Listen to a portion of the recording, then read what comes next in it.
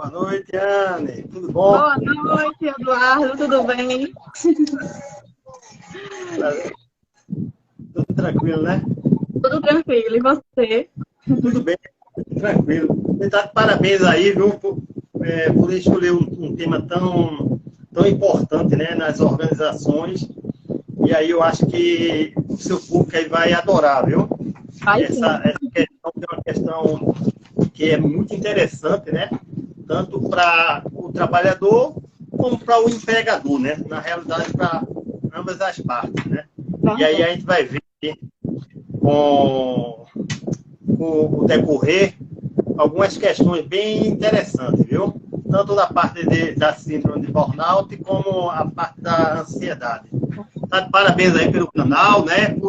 Pelo trabalho que você vem fazendo aí, junto aí em Limoeiro, né? Carpina, né? Você é a parte de consultoria, não é isso? A sua empresa, como é que é? Obrigada, Eduardo, primeiramente, né, por aceitar, né, esse momento. Já vimos aí tratando e, graças a Deus, chegou o momento.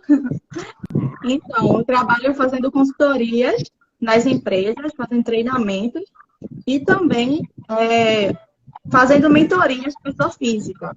Então, o pessoal aí que está precisando de uma recolocação, né, do mercado de trabalho, transição de carreiras, fazemos esse up no currículo aí dos colaboradores e de pessoas jovens, principalmente, né, que é o público que mais procura. E aí sabemos que os jovens estão nessa fase aí da descoberta também, né, do medo, e aí a gente precisa também dar esse apoio emocional para eles. Que bom, que bom. Aí tá aí o professor Cláudio, né? O especialista na área de trânsito aí, viu? Professor também na parte, viu? Você precisar da parte de trânsito, de educação de trânsito, tá aí um colega aí que é excelente, vem fazendo um trabalho magnífico, professor universitário, né? Atuante, psicólogo, bem atuante aí. Um abraço, professor. Que aí bom, os colegas aí entrando aí. Já até externalizar o convite para ele também no próximo momento, porque o que mais estamos vendo, né, é o índice de violência no trânsito aumentando, justamente pelas pessoas estarem aí com os estresses a mil. Verdade, verdade. E aí, como é que você quer demorar mais um pouquinho para as pessoas entrarem, né? Como é que você quer estar programando aí? Por enquanto, tem poucos ativos, né, aqui, visualizando, mas a gente pode ir conversando, dialogando aqui, e na medida que o pessoal for entrando, eles seguem acompanhando. Tem algumas perguntas também já para se passar, né? E aí a gente pode ir respondendo também no decorrer da live essas perguntas também de quem deixou aqui no chat. Que bom, que bom. Eu vi lá, você colocou aí algumas perguntas, né, para que as pessoas participem, né, de algumas questões aí relacionado a burnout e a questão da ansiedade, e a gente, na medida do possível, vai respondendo, viu? Muito bom. E fica bem interativo, né? Fica legal. Assim, são temas que, embora hoje vemos com mais frequência, né? Tanto na TV quanto no Instagram mesmo, que as pessoas estão sempre fazendo alguma publicação, mas ainda é um tabu para muitas pessoas. Então, muitas vezes as pessoas pensam assim, fazer terapia, para que fazer terapia? Pensa que terapia é só chegar ali e conversar, é só um desabafo, mas não é só isso, né? Você está ali tendo um acompanhamento com um profissional que vai nos direcionar realmente para o alívio daquele problema. Verdade, né? Verdade. Ainda existe algumas pessoas com esse pensamento, né? Um pensamento que não está muito em sintonia com a questão da ciência, né? Que hoje a psicologia é uma ciência comprovadamente aí em todo o mundo, né? E aí, mas as pessoas, ainda tem algumas pessoas que têm um certo preconceito, né? E aí tem essa mentalidade, mas é importante que a gente desmistifique isso, né? No dia a dia. E aí a gente vê que a psicologia atua em várias áreas, né? Em várias áreas. e a importância hoje, por exemplo, na justiça, no sistema prisional, na escola, nas organizações, na parte clínica, na parte social, na parte de perícia. Então, em tudo que você imaginar, está a psicologia atuando aí de forma científica e de forma técnica, né? Hoje a gente tem reconhecida e do ponto de vista científico, e aí os psicólogos estão de parabéns por atuarem nessa área, né? Eu particularmente, eu tive a felicidade, eu sempre digo aos meus alunos e aos colegas que eu me formei, na realidade, em psicologia em 99. Então, para você ter uma ideia. Em 99, lá na minha época, eu fiz tanto a parte clínica, formação em psicólogo, e em psicologia, e a parte de licenciatura plena. Então, eu fiz a formação e a licenciatura plena. E aí, quando eu me formei, foi em 99.1, eu já estava trabalhando. Aí estava trabalhando, atuei na parte educacional, atuei na parte do sistema prisional, na parte clínica, na parte social, e por aí vou. Hoje eu tenho especialização em educação, como eu sou preceptor também, e aí eu tenho especialização em saúde mental, hospitalar e psicologia do trânsito também. E a gente sempre está aprendendo, né? A gente sempre está estudando aí. E hoje, como funciona? Ainda está ativa a questão assim, de fazer também os encontros nas terapias online ou já botou o método só presencial? Não. Hoje, veja bem, o psicólogo, ele tem as duas opções. Hoje tem um regulamento, né, uma resolução, melhor dizendo, do Conselho Federal de Psicologia, que reconhece que os psicólogos, para fazer o atendimento online, ele tem que se cadastrar, no caso do Conselho Regional de Psicologia, né, para ser um cadastro e ser autorizado. Então, não é qualquer psicólogo que pode atuar na parte online. Para ele atuar na parte online, ele tem que ser cadastrado no Conselho Federal de Psicologia, tá entendendo? E aí, ele se cadastrando, ele está habilitado a fazer o atendimento online. Então, por exemplo, se uma pessoa quiser contratar algum psicólogo, ele indo lá no Conselho Federal, colocando o nome completo do profissional e o CRP, que é o registro, né, do profissional, ele vai ver aquele profissional que ele está habilitado. Então, em 2011, já foi reconhecido essa prática, né? E o psicólogo tem a opção de tanto presencial como online. Entendeu? Fazer o atendimento online e presencial. Fica a critério do profissional, mas ele, para fazer o atendimento online, ele tem que estar credenciado ao Conselho Federal de Psicologia na modalidade online. Na modalidade online. Entendeu? Entendi. E falando aí um pouquinho também, né, sobre os desafios que até as empresas ainda estão enfrentando, porque estamos ainda nesse processo pós-pandemia, que ainda não é tão pós assim, né? Ainda estamos nesse cenário. E sabemos que nas empresas as pessoas também voltaram um pouco mais aflitos, o estresse, né, um pouco mais elevado. E como que a gente conseguiria aí contornar uma situação dessa num cenário que sabemos que também tem a questão do trauma que trouxe a pandemia para todos nós, né? É verdade. A pandemia realmente trouxe um aumento muito grande na parte de saúde mental. Então, para você ter uma ideia, por exemplo, principalmente dos jovens e dos adolescentes, o índice foi muito grande em alguns transtornos. E também nos idosos, né? Enfim, em toda a população. Mas predominantemente na parte de criança e adolescente. E principalmente idosos. Então, veja bem, com a pandemia, você vê que as pessoas começaram a desencadear aquelas pessoas que até então não tinham história de problemas emocionais, psicológicos, psiquiátricos, começaram a surgir quadro de ansiedade, quadro de depressão, quadro de síndrome de pânico, crise de pânico, né?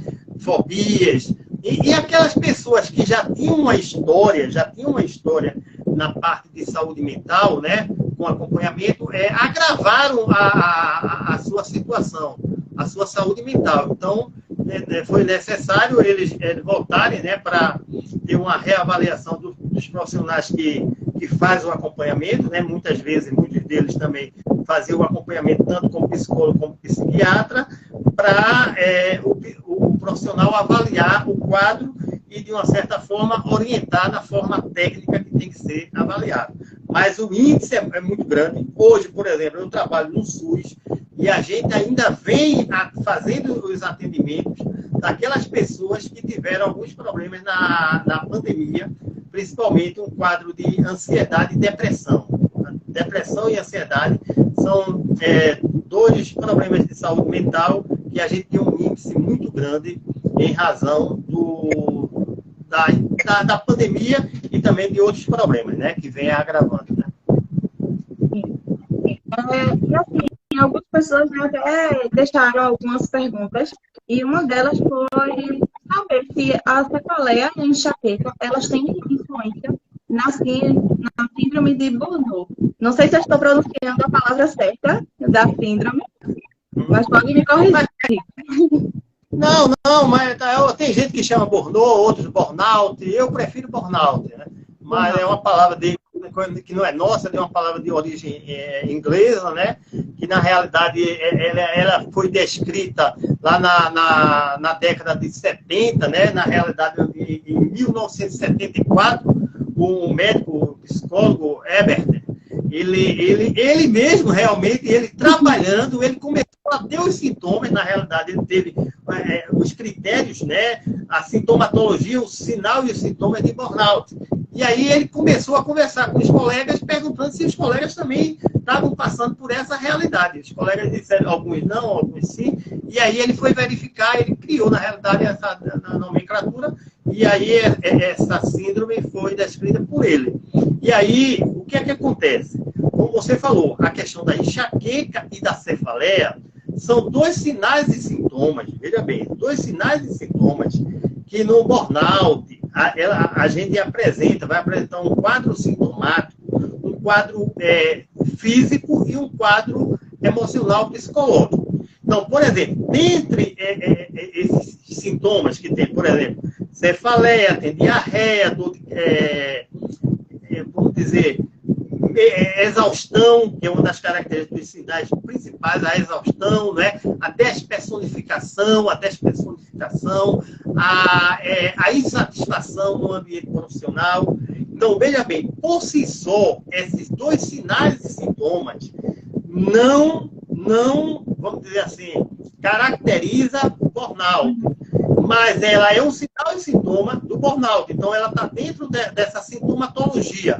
Mas a sintomatologia do burnout é uma sintomatologia mais ampla, tanto do ponto de vista físico, quanto do ponto de vista psicológico. Mas o que seria, vamos dizer, caracteriza a síndrome de burnout? Então, a síndrome de burnout é caracterizada, como eu te falei, por 3 critérios, 3 sinais e sintomas que o profissional não pode deixar escapar, não pode identificar. Né? Se não tiver esses 3 sinais, não seria burnout, seria uma outra patologia, uma outra sintomatologia. Então, por exemplo, eu vou falar da exaustão, tanto é que a síndrome do burnout hoje ela é conhecida como depressão do trabalho, né? A síndrome do profissional, né? Exaustão profissional. Então, ela tem que ter, a pessoa fica exausta, né, do ponto de vista mental, arrasado, né, sem poder raciocinar, memória falha, né, a parte da cognição também mexe com ela. Tem a questão da insatisfação profissional, né, que tem. E tem a questão da despersonificação. Então, a pessoa, você não reconhece aquele colega no ambiente de trabalho. Então, veja bem, para um outro aspecto interessante é que você tem que ver que a síndrome do burnout é uma síndrome que ela tem que ter uma relação no ambiente de trabalho. Ela tem uma relação no ambiente de trabalho. que a gente chama de nexo de causalidade. Nexo de causalidade. Então, o profissional, psicólogo ou psiquiatra, vai avaliar todo o contexto daquele empregado, né? O que é que está acontecendo, como está acontecendo, o que é que ele está sentindo, os sintomas, como foi originado tudo isso. E aí, se tiver esses três aspectos, com a relação do trabalho, com o aspecto danoso, né, em relação à patologia e o nexo de causalidade, a gente pode, vamos dizer assim, diagnosticar como burnout. Agora, necessariamente, cefaleia, e qual foi o outro aspecto que você colocou? Enxaqueca. A cefaleia com enxaqueca não necessariamente caracteriza burnout. Porque a burnout tem uma sintomatologia mais ampla. Então, eu falei, ele tem aspecto da questão cognitiva, memória, raciocínio, né? Tem o aspecto da relação profissional, da insatisfação profissional, tem o aspecto da despersonificação, a pessoa passa a ter um quadro de irritabilidade, né? De não reconhecer os colegas, a parte comportamental. Então, dentro desse contexto, então, se responder necessariamente cefaleia e enxaqueca caracteriza burnout? Não. Respondendo tecnicamente, não. Mas a cefaleia e a enxaqueca está dentro de uma sintomatologia da burnout. Agora, para isso, você tem que ter uma amplitude maior e verificar se dentro desse contexto existem esses três aspectos que eu te coloquei, que é exaustão mental, a questão da insatisfação profissional e da questão da despersonificação daquela pessoa, do empregador. Então, para isso, se caracteriza o burnout. E até um outro aspecto interessante, Aniele, que é importante a gente falar aqui, para os seus ouvintes aí, os seus seguidores, que o burnout, a Organização Mundial de Saúde, em 2022 agora, ela inseriu no código na classificação internacional de doença, que é o CID-11, que saiu agora em janeiro, como doença profissional e ocupacional. Então, para você ter uma ideia, hoje o burnout é reconhecida como doença ocupacional. Com isso, dá direito ao empregado a questão caracterizada, se for diagnosticado, como para ficar no auxílio-doença. Né? E no auxílio-doença, se for caracterizado o burnout, como a parte do auxílio-doença acidentário. Entendeu? Entendi. E como a gente poderia aconselhar aqui empregadores que estão acompanhando nossa live, para que não deixem, né, os seus colaboradores chegarem, né, a esse estágio? Embora sabemos que existe toda uma pressão, né, para correr contra o tempo, porque a pandemia paralisou empresas, então alguns estão aí também pressionando muito os colaboradores e a gente sabe que o resultado final será esse.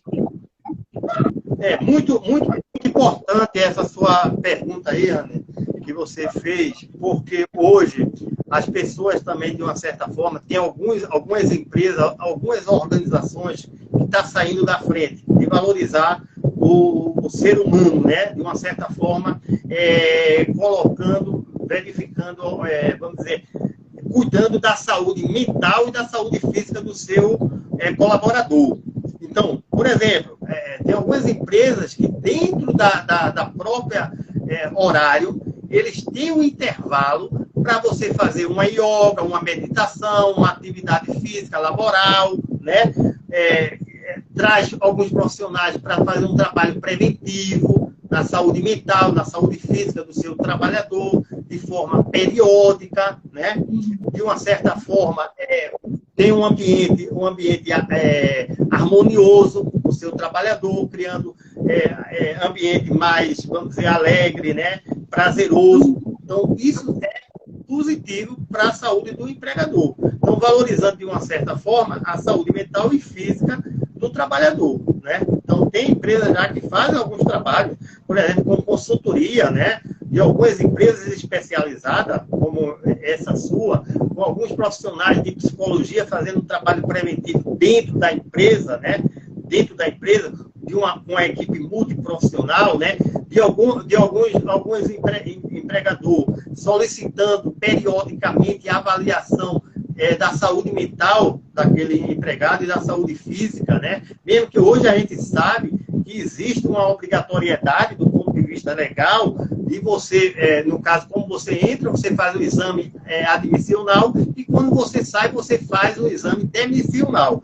Mas o empregador tem toda a autonomia de pedir outros exames complementares visando o bem-estar e trabalhando de forma preventiva nas empresas. Temos também uma outra questão que é importante, é o trabalho dos profissionais de educação permanente dentro das organizações, né? Prevalecendo e verificando até alguns trabalhadores que estão adoecendo, alguns sinais e sintomas, e aí você chama aquele trabalhador e oferece, né? Porque o empregador tem a obrigação, quando encontra o empregado em situação de algum problema de doença emocional, doença física, de oferecer o tratamento, tá entendendo? De oferecer o tratamento. Então, já se tem algumas empresas pensando nessa vamos dizer assim, precaução, né? Em saúde mental. Como lidar com um colaborador com crise de ansiedade, ou até mesmo com a própria depressão, enquanto está ali na atividade na empresa, né? Como que a empresa também poderia dar esse suporte internamente? É verdade, é importante também, como você bem sabe, hoje o quadro de ansiedade, o transtorno de ansiedade, como a depressão, o Brasil só perde para a China. O Brasil tem um índice muito grande de pessoas com quadro de transtorno de ansiedade, né? E aí é importante a gente diferenciar, Anne, diferenciar três aspectos. O que seria um transtorno de ansiedade, o que seria um ataque de pânico e o que seria a síndrome do pânico, né? A síndrome do...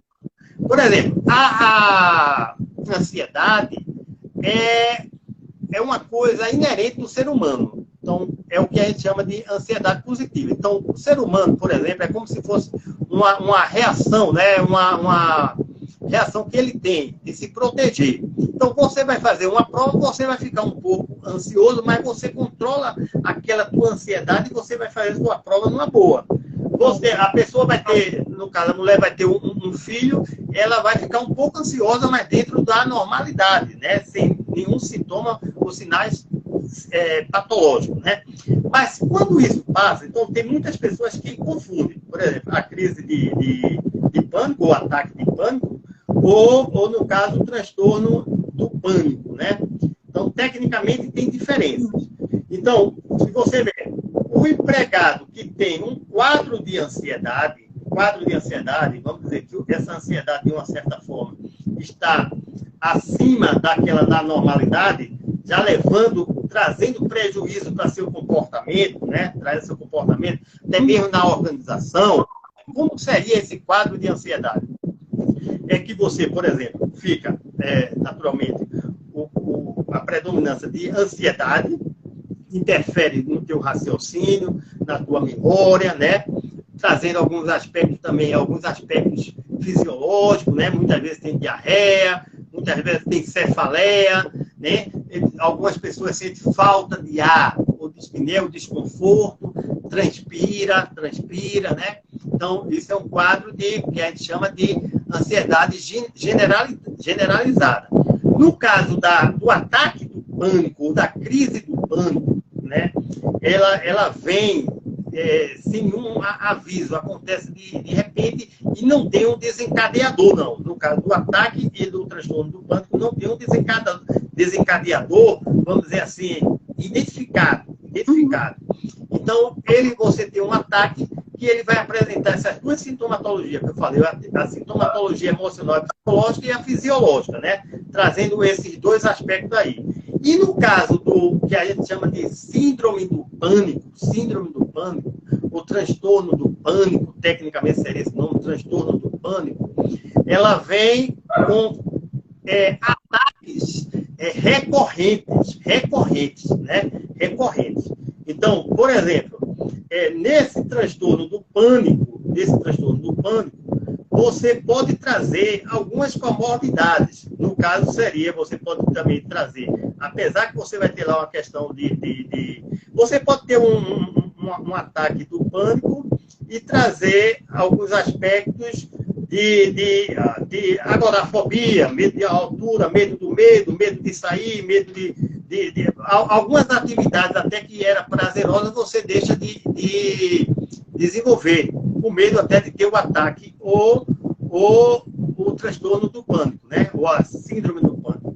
E aí você pergunta, na sua pergunta, como seria que o empregador poderia, de uma certa forma, ajudar no sentido de identificar esses quadros, né? De ansiedade ou dar uma melhorada. Então, veja bem, hoje nós sabemos que a questão de saúde mental é um pouco mais abrangente. Saúde mental não significa dizer só o fármaco, só a medicação. Saúde mental, hoje você tem que ter uma boa alimentação, alimentação saudável, né? Você tem que caminhar, você tem que pedalar, você tem que meditar, né? Hoje até existe aí nos canais, hoje tem uma meditação que a gente chama de meditação guiada. E aí você pode começar com 5, 10, 25, que te ajuda muito. Então, dentro da empresa, com esse trabalho desses profissionais, um trabalho preventivo, de identificar quem são esses profissionais ansiosos, com algumas crises recorrentes, pode ajudar oferecendo tratamento, oferecendo uma prevenção dentro da empresa. Então, isso seria muito importante. Então, por exemplo, o trabalho respiratório é importante? É muito importante. O trabalho de meditação é importante? É muito importante. Né? Ginástica laboral é importante? É muito importante nesse sentido. Então, são algumas coisas que podem te ajudar nessa questão de você, vamos dizer, saber lidar com o seu quadro de ansiedade ou na sua crise de pânico. Então são algumas possibilidades, né? Eu já ouvi também falar, inclusive porque eu também faço terapia, e que existem alguns movimentos que a gente consegue fazer com a mão, que alivia, não é, a pressão da ansiedade. Você poderia mostrar aqui para o pessoal como eles poderiam fazer em uma situação dessa? Tem algumas pessoas, algumas que a gente chama de terapias alternativas ou terapias complementares, né? Que, vamos dizer assim, facilita todo esse aspecto, né? Hoje também tem a auriculoterapia, né? Trabalhando alguns pontos na sua orelha, né? Alguns pontos identificadores do quadro de ansiedade. Então, tem pessoas que trabalham tanto a questão da mão, trabalhando a questão da mão, até tanto como a questão dos pés, né? Então, em algumas massagens e alguns pontos específicos para que, vamos dizer, identificando aonde é que você sente a dor, se é uma cefaleia, se é uma diarreia. Então, vamos fazer algumas massagens. Tem outros também, alguns profissionais da terapia complementar, que trabalham com massagem com alguns óleos essenciais, que também, vamos dizer, facilita a questão da técnica para controlar essa ansiedade. Tem algumas pessoas até que, algumas nutricionistas também na área, que trabalham algumas questões de algumas alimentações que podem, de uma certa forma, ajudar no quadro de ansiedade. Então, para você ver, e algumas outras que trabalham até também com algum chá, né, para você trabalhar essa questão da sua ansiedade.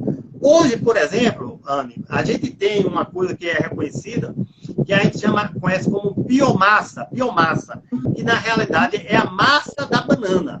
A massa da banana tem uma substância que ela vai ativar o hormônio do prazer, serotonina, né? Então, muitas vezes, o que é que as pessoas mandam? Fazer aquela massa no liquidificador, pega 6 bananas verdes, coloca dentro de uma panela de pressão com água mais alta, ela submissa, né? As águas, deixa por 10 minutos ali, depois tira, ela está toda madurinha, você tira aquela massa, bota dentro do liquidificador, bota um pouquinho de água, faz uma massa, bota para gelar, fazer os cubos de gelo, Quando você quer tomar uma sopa, você bota uma, quando quer tomar um suco, você coloca uma, ou muitas vezes alguém orienta até a questão de algum chá. Por exemplo, um chá que é importante, o chá do limão com a folha de louro também é importante, né? Você bota lá para ferver, bota a folha de louro e bota 2 limões do suco do limão. E aí tem várias alternativas, várias técnicas complementares que as pessoas utilizam nesse, né? Então, meditação, questão do toque, da massagem da mão, massagem do pé, e por aí vai para ajudar a questão, quem tem essa questão da ansiedade, né? E agora é mais uma pergunta. Como fazer aí para auxiliar, né, no controle do estresse os trabalhadores que estão diariamente lidando na direção, né, então o trânsito, e ainda lidando com passageiros, né? Isso aí pode ser voltado até aos motoristas de ônibus que nós vemos frequentes, mas também ao trabalhador que vai sozinho ali, representantes, né, comerciais, que estão nessa correria de bater meta no trânsito, estresse, atrasos. Como a gente poderia aí auxiliar, né, com as técnicas que aliviem esse estresse naquele momento ali no trânsito? É importante assim, Ana. Veja bem, hoje você sabe que a questão da ansiedade, a ansiedade tem como origem questão genética, questão ambiental e questão psicossocial. Então, esse conjunto, a pessoa tendo uma predisposição, é possível desencadear um quadro de ansiedade. E aí, hoje, a gente sabe também que a exigência é muito grande. E nosso trânsito daqui é um trânsito muito caótico, né? E as pessoas também, além de a questão da educação no trânsito, né? Que, de uma certa forma, deixa a desejar. Então, por ter esse conjunto aí de agravante, vamos dizer, de estressante, né? De estressante, de aspectos estressores. Você hoje tem que ter, por exemplo, tem aquelas pessoas que vai depender de pessoa para pessoa, o que a gente chama de resiliência. Então, tem pessoas que têm um maior controle, sabem lidar de forma melhor do que outras pessoas, tá entendendo? Saber lidar com essa situação, uma situação, vamos dizer assim, que cria o estresse. Então, naturalmente, como é que a gente poderia fazer para a gente melhorar essa nossa saúde mental, principalmente quem é motorista? Então, eu sempre digo o seguinte, é importante você fazer aquilo que você gosta e tem prazer. Por exemplo, a questão que eu te falei, de pedalar, fazer alguma atividade física, né? Ler bons livros, ir numa praça, sair com a família.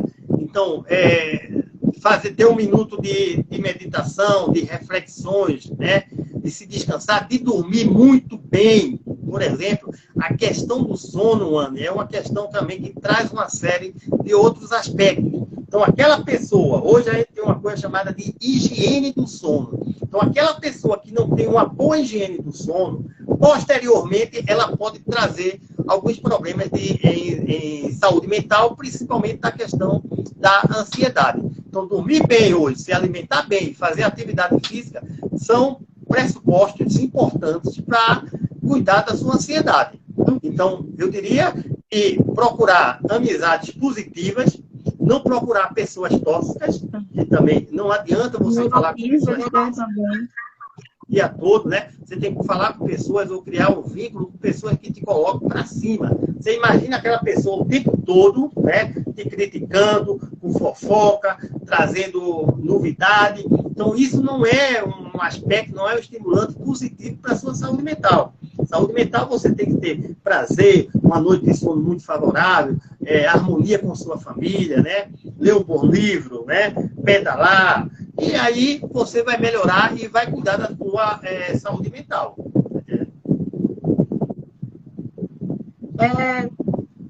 Falando ainda também, né, sobre a questão da síndrome de burnout, que traz também, né, a questão da ansiedade. Sabemos aí que estamos ainda nesse processo de reeducação, né? E isso também está refletindo dentro do cenário educacional. Então, estamos também vendo, né, que os professores apresentam também uma certa exaustão em sala de aula, e lidar muitas vezes com crianças também traz esse outro conflito, né? Então, muitas vezes a criança já vem com conflito de familiares, né? E leva para a escola, e aí o professor precisa ser ali aquele mediador. Qual o conselho assim, para o professor que hoje está iniciando a carreira ou que já está enfrentando um cenário diferente de uma geração que já nasce com a tecnologia e aí já vem vários outros fatores que envolvem esse cenário? Aniele, veja bem, muito importante essa sua colocação. Então, aí você falou dos educadores, dos professores. Então, veja bem, essa categoria, essa classe, são classes, né, que de uma certa forma tem uma predisposição, né, tanto para síndrome de burnout, como para algumas doenças psiquiátricas. E alguns outros profissionais que eu vou te falar aqui. Agora, veja bem, quando a gente iniciou nossa discussão, falamos do seguinte, que burnout é uma síndrome que tem uma relação com o ambiente do trabalho e que, pelo alguns critérios que eu falei, exaustão, insatisfação profissional e despersonificação, né? E outras sintomatologias, sinais, a gente vai classificar. Agora, falei também que, agora em 2022, ela foi inserida no CID-10, classificação das doenças internacionais, né? Ela é vista como uma doença ocupacional, e ela dá direito ao auxílio-doença, né? E que ela dá direito até nas empresas à questão de tanto danos morais como danos materiais e previdenciários. Isso é outro aspecto para se falar. E aí você falou dos professores e dos educadores, que são profissionais que vêm desencadeando o quadro de uma sintomatologia de síndrome de burnout, né? E aí, veja bem, eu vou além mais, eu vou colocar alguns outros profissionais, eu vou especificar da questão dos educadores. Você falou educadores, né? Policiais, gênero, policiais também, psicólogos, psiquiatras, médicos, advogados, enfermeiras, assistentes sociais. Esses profissionais têm uma predisposição de desencadear a síndrome de burnout. Então, esse é um aspecto. Então, no aspecto específico que você veio me perguntar, da questão dos educadores, dos professores, para você ter uma ideia, a nível Brasil, o percentual de adoecimento dentro da escola e dentro de sala de aula é mais de 40%. Mais de 40% dos profissionais adoecem em razão de síndrome de burnout e que desses 40%, 20% ou 25% retorna e os outros não retornam. Porque você sabe também que a questão do burnout, além, veja bem, tem aqueles que vai retornar e tem aqueles que não conseguem retornar. E aí, vamos dizer, ele fica incapacitado. Tanto é que a doença é uma doença hoje reconhecida como uma doença incapacitante. Então, é um quadro que afeta esses profissionais de forma significativamente. Certo? Entendi.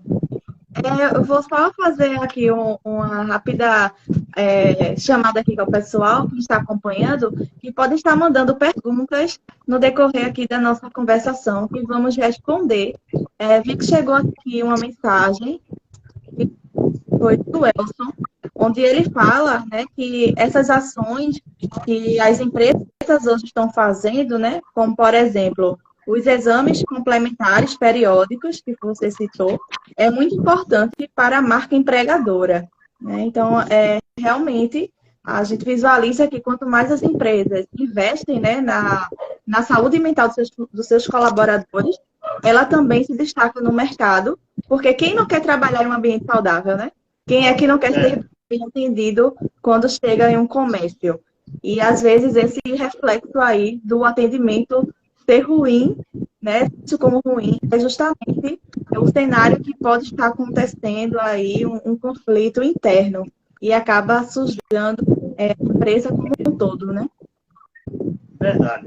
E aí a empresa só tem benefício, né? Como o colega aí falou, porque se você ver, se a empresa que faz um trabalho preventivo, trabalhando na questão da saúde mental e da saúde física do colaborador, só vai ganhar. Porque imagine se a empresa não tem essa mentalidade, não tem essa metodologia preventiva, o trabalhador, a maioria do trabalhador vai adoecer, vai ficar no auxílio-doença, ele vai ficar desfalcado do empregado, né? E aí fica um pouco complicado, tá entendendo? Vai ficar um pouco complicado e ele vai ter só prejuízo. Não é interessante para o empregador. O interessante é fazer um trabalho preventivo e que os profissionais de saúde mental, né, continue e aumente mais esse trabalho na empresa, nas organizações, né? E tanto a parte do psicólogo, do médico, da psiquiatria, da terapia ocupacional, da físio, enfim, da equipe multi, né? É importante nesse sentido aí. Eduardo, fala aqui pra gente também agora onde você atende, né, onde as pessoas podem estar te procurando, além do seu Instagram, que está aqui disponível, né, sempre atento e levando informações muito importantes, tanto nos seus stories quanto na sua própria publicação, na sua timeline, né, no feed. Você está sempre aí, sempre trazendo para a gente informações novas, como agora, né, com a síndrome de burnout sendo reconhecida como uma doença ocupacional, que para muitos que estão aqui pode ter sido, inclusive, uma notícia nova, não é? E você trouxe aí, explanando muito bem todas essas observações. Então, veja bem, eu vou só também complementar um pouco aqui da minha fala, que eu agora você falando me lembrei, que é importante também para os colegas, é que eu queria falar que o burnout se dá no ambiente de trabalho, mas se dá além do ambiente de trabalho, Aniele.